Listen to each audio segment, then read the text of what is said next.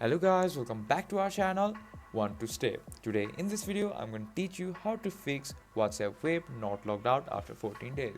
Now on your PC open your WhatsApp app and after that click on get started, and as you can see follow these instructions. Now you need to open your WhatsApp on your mobile phone, and as you can see click on this three dots bar that is going to be top right corner and go to settings and click on the QR code and scan QR. After that scan the QR with your phone and connect your WhatsApp mobile phone on your PC, and as you can see after your QR is scanned it will say downloading recent messages, and wait for a while, it has been logged in.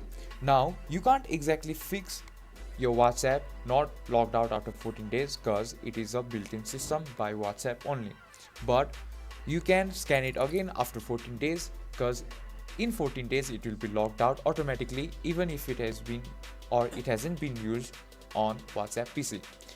So guys, that's how you fix WhatsApp web not logged out after 14 days. If you find our video helpful, please leave a like and don't forget to subscribe to our channel. Hit the bell icon button to get updates on our new videos and drop a comment for reviews and more contents like this. Thank you for watching.